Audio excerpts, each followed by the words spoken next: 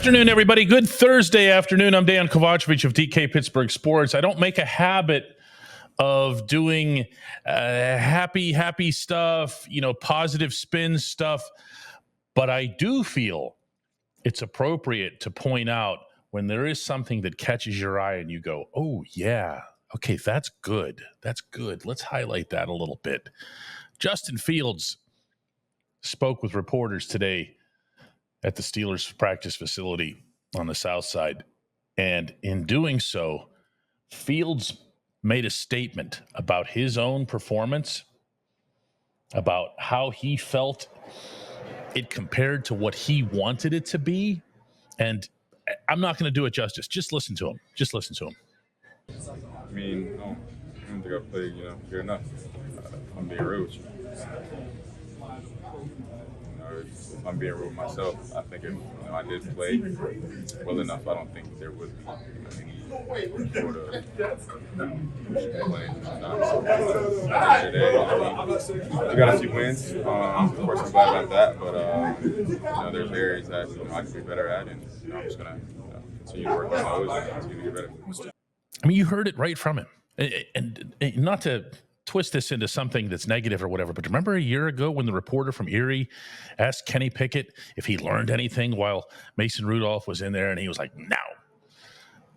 This is the polar opposite of that. This is how someone gets better at what it is that they're doing, what it is that they hope to be. And Fields, for him to stand there after 2-3 days now of seeing, hearing, and reading about this or that, and him and Russell Wilson and everything, for him to do that to me is just even more impressive than what I've already witnessed. This kid has been top class from the day he arrived. Never balked at the idea that Russ, given his background and all of his accomplishments and everything else elsewhere, was going to be QB1, sitting there on the depth chart, was going to have pole position from the moment that he arrived. He just went out there and gave it his best. And this, to me, is something that really should be weighed heavily by the people running the Steelers, regardless of what happens Sunday against these guys coming in from New Jersey. It's so much more significant than that. It shows you a toughness. This kid is tough.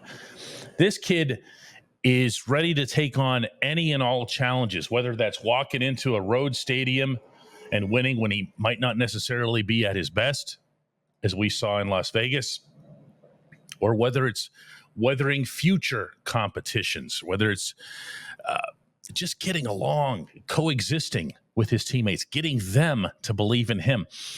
Now, I also want to augment this point with something else that's, I think, equally significant, and that's that Russ has been no different. Guys, Russ, from the moment he arrived in Pittsburgh, whether it's coming downtown and just randomly showing up in one of our restaurants back there, whether it's his weekly work at Children's Hospital, and he goes in there, by the way, every single week, knows a lot of the kids, most unfortunately, because you don't want them to be there regularly, by name, and does it from the heart. You can feel that with him. He has been a model veteran as it relates to Justin. The other day, I walked over to Justin just to say something real quick. It was just a casual conversation. And Russ he's about 2 stalls away. He's just kind of listening. He's paying attention, and more like a Papa Bear kind of thing, like, what is it that you're asking, my boy? You know what I'm saying? The two of them, before a game, after a game, are inseparable. Justin is sitting there going over stuff with Russ. Most of the rest of the room has cleared out. The two of them are still talking. And remember, it's Justin that played, not Russ. I have no doubt that, and it's becoming increasingly clear that this will be the case, if Russ starts against the Jets, you're going to see Justin be as supportive and as positive as he's been in every other circumstance, even though he'll technically be a sidelined backup for the first time in his NFL career and probably for the first time in his life, if you think about it.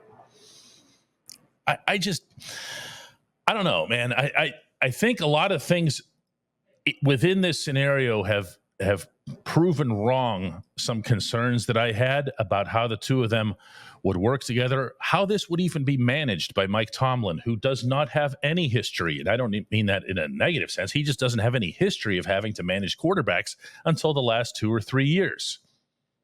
And all of this has somehow worked itself out. Now, all that's needed is for, Russ to go and win the football game. At DK Pittsburgh Sports, we take pride in coverage that connects our city's fans to their favorite teams. Now, that connection's stronger than ever. Introducing our all-new state-of-the-art app. Find expert inside reporting and original podcasts. Check live box scores. Track the latest stats. Chat it up with our community of thousands of fans, all in one place. The new app from DK Pittsburgh Sports. Coverage that connects.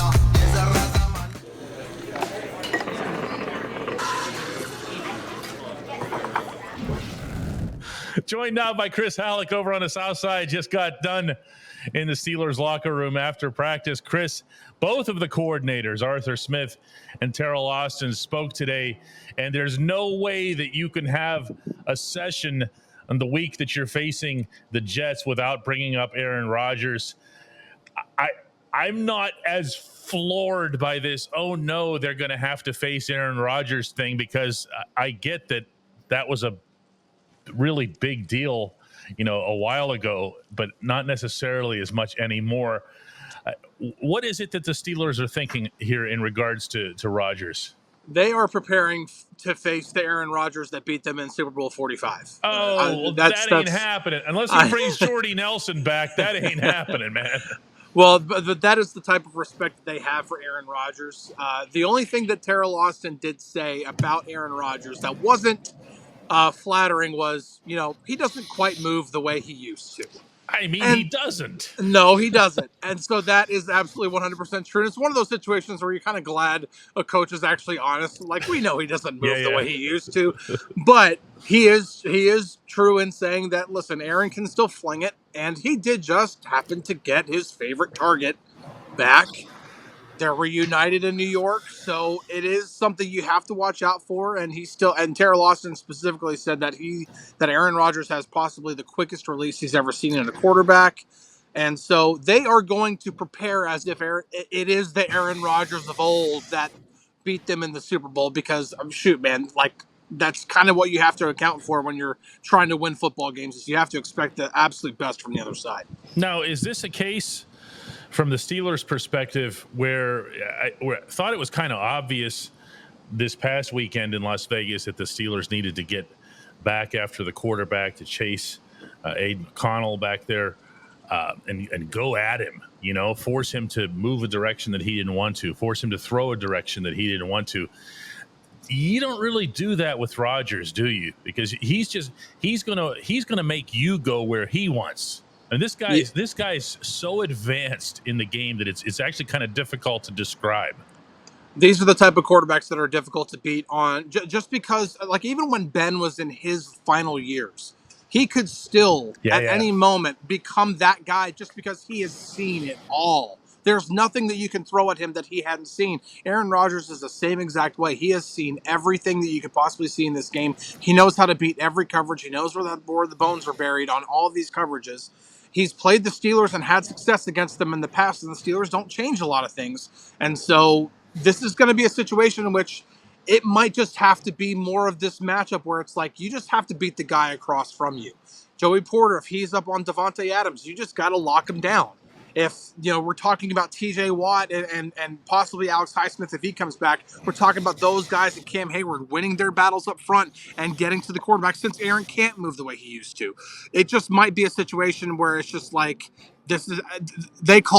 now Arthur Smith called it this way, but he said it's going to be a big boy battle. And that's exactly what I expect this game to be. Highsmith is expected fully at this point to be back and playing Sunday, coming off the groin injury. That's good news for this defense. it's maybe better news than most people might have anticipated at the time he went out. And I'm not going to be that guy, okay? But when that happened, you'll recall it was, not good, okay? But it was like, Right. well, that's no problem. We have Nick Herbig. And Herbig goes out there and he has his occasional splash, which is what he does. Mm-hmm. He also got ran at in Indianapolis. He got ran at decisively. There is a value to sealing the edge. I'm stating the blatantly obvious here, okay? But there is a value to sealing the edge that I feel gets underappreciated at the edge rusher or outside linebacker position.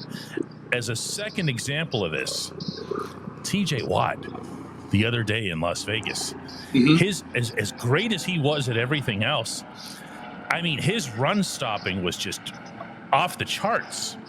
Yes, and I think this is where you really start to see how TJ separates from even the other elite edge rushers. Nobody with a right football mind is going to argue that Max Crosby isn't one of the 5 best edge rushers in the league. However, Max Crosby is one of those players that is willing to take chances that take him out of the play to see if he can make a play on that specific play. But when he does that, he does leave some holes open. And going back and watching the film, that happened and the Steelers took advantage of it. TJ doesn't do that. TJ does what he does while also minding his gap integrity, his assignments on those plays, which is why he is in position to make plays. You know, PFF and all these players talk about, well, he just happened to be where the fumble was when he gets for a fumble recovery. No, he's just always in the right place at the right time. Because he's pursuing the football. Right, and because he's protecting the plays. Yeah. Yep, that's it. Yeah. I'm sorry, I totally feel you on this one. Yeah. The TJ, in addition to the disrespect, I feel he gets even in just the basic stuff like sack counts, pass rushes, the obvious, you could just walk in off the street and analyze it kind of situations. He's also just really, really solid. He follows that Aaron Smith, James Harrison approach to playing on the edge, which is if you don't stop what's coming your way over there, you're not playing for the Pittsburgh Steelers. And that's where Highsmith comes in and I think can kind of solidify things on a couple of fronts. One, the Jets aren't going to run in his direction. They're going to run away from his direction. And that's not going to, that's not going to work out real well for them either, because of the guy on the other end. So now you have to go up the middle. And that's where Keanu Benton and I were talking about this the other day. It's up to Keanu. It's up to Cam Hayward, who incidentally is also grading really, really high in terms of his everything. Cam's just been terrific so far. Yes, he has. He's been so good. And they did talk about, Tara Lawson today talked about the commitment they have to stopping Breece Hall. That you can't, this isn't going to be a situation where you can arm tackle guys. You have to wrap. You have to wrap and drive. This is a situation where you have to bring the guy down. And they have to be, when you're also talking about stopping the Jets, forcing them to be one-dimensional. Now, granted, you're still having to stop Aaron Rodgers. But anytime you can force a team to become one-dimensional and you are then having to force Aaron Rodgers, who, if you watch some of the games this year, he hasn't been exactly perfect. If you force him to throw the ball 40, 45 times in this game, I think you stand a chance to get a couple plays where you possibly get an interception or maybe a sack fumble or something along those lines, because Aaron can't move the way he used to. So stopping the run is going to be big. That's always what this defense values, is stopping the run, make the other team one-dimensional. And that's what I'm saying. I think it just comes down to this defense doing what it's supposed to do well. If they can do that, then I think they stand a chance to at least be competitive and at least be in position to win most games, as long as the other side of the ball takes care of their stuff too. Last thing I've got here, Chris, before break, is Devontae Adams and Rodgers, and Adams sneaking up behind Rodgers on his introductory interview and whatever else here, and that made all kinds of headlines. And just wait until Sunday night, when you've got a New York market that loves its sports theatrics. And it's going to be all about the two of them. There's going to be violins and pianos and going on and everything else here. Correct me if I'm wrong. Adams isn't even all the way healthy. No, I do think that we see Devontae Adams on Sunday he'll night. play. That's not what I meant. Yeah. No, I had no doubt he'll play, but this is someone who's coming off of he's been out for a little bit, and that's not, I don't think you're going to see necessarily, these two just recreate Green Bay all over again, No, probably not. And I think that's why you need to see the Steelers make sure that they're not busting assignments, busting coverages, because you don't want to give, any kind of leeway that Devontae Adams could take advantage of. Because even if Devontae is at 80% or something like that, he's still really good. He can still really do a lot of damage. So you have to make sure that you've got all your T's crossed and your I's dotted, and make sure that if you're running cover 2 man, that somebody doesn't think it's cover 2 zone, and all of a sudden this dude's running down the field by himself. So you got to make sure, this defense needs to make sure that they got everything tightened up, and that they're not going to just let Devontae run free somewhere. When we come back, J1Q.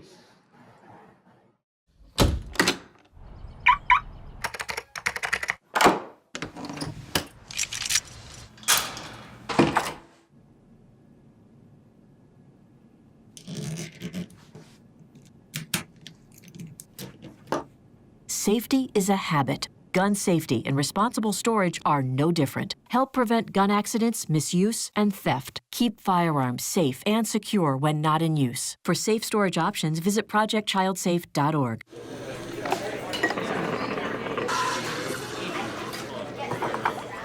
Today's J1Q comes from all the way across the pond, except that it really doesn't. It comes from right here. You'll see what I mean. Hi, I'm Matt from Bristol in the UK, over here in Pittsburgh watching some hockey and some football. Just wondering what you think about the Steelers playing a home game in the UK at some point. Well, first off, Matt, welcome. It's awesome to have you here. And for anyone who watches this who isn't in the immediate area on any kind of permanent basis, we have had this really cool influx of people flying over from England because we have this British Airways nonstop from London to Pittsburgh. And that's been cool because there are so many fans in Europe in general of the Steelers, but especially in the UK. And for them to just be able to do, what Matt said he's doing, you could just circle the dates and say, aha, look, the Penguins are playing on, well, in this case, the Penguins are playing tomorrow night, Steelers are playing Sunday night, and say, all right, here, we're just going to do this, circle the dates and come on over. That's actually really, really cool. Now, to the question, if you go back in the other direction and send the Steelers back over to the UK, they, of course, were over in London in 2013. I covered that game against the Vikings. I will never forget the scenes, especially beforehand. The number of fans who came to that game, yes, some from over here, but mostly what was interesting about it, and I don't know if this is the case for the other NFL teams that are over there, the Jaguars seem to pretty much live there, is that you had people coming in from all over Europe, a lot of them from Germany, from the Netherlands, from U.S. military bases. So whenever I would talk to these people, and they're walking around London wearing Steelers jerseys, how can you not? What I would hear from them is, well, I'm from the north side, or I'm from wherever. They would mention a certain section of the city, but they were referring to something that was 20 or 30 years ago. They just came because they couldn't believe that their football team that plays here in Pittsburgh was over there on their side. Like the Steelers came to them instead of the other way around. I also found it interesting on that trip, just as a by the way here, man, do the Vikings have a fan base. I don't know that I really fully realized that before that. You don't really think of them because, they made it to the Super Bowl a lot of times. They've had some good teams, never won it, which is really kind of weird that they've never won it. But man, do they have a following, an intensive following. That was pretty neat in and of itself. So these European games, I know there's some people that turn their noses up at it, keep the American sport here and all this other ethnocentric stuff. I think it's great for the Steelers to be over there. I don't know that, to answer your question directly, if there's something for the UK itself. I do know that there's a lot of people expecting the Steelers to go to Ireland. I would hope that's for obvious reasons, given the late Dan Rooney being the former U.S. ambassador, and of course the Rooney family's connection to Ireland. That would be wonderful. I visited Dublin in 2017 and will never forget that either. What an amazing place. Also on the radar very much and still is Mexico City. Now, anyone who follows that situation knows that Mexico City, Azteca Stadium had some major issues with the field, the turf, and had to basically just gut the whole thing, set it up in a certain way that's safe for American football. Believe it or not, it's not the same, the kind of grass that you want or need for the two sports. So you got to make sure that the players' health comes first. You don't want players going into one of these stadiums and then, twisting their ankles and whatever else, kind of like they do at the Jets place, not to be that guy. But to be able to make sure that you can carry out the event without any controversy. You don't want to give the naysayers any reason to not have the games overseas. I appreciate the question. I appreciate everybody who checks out the Daily Shot Show. And we'll be back with one more of these this week tomorrow, Friday at 4 p.m. Eastern.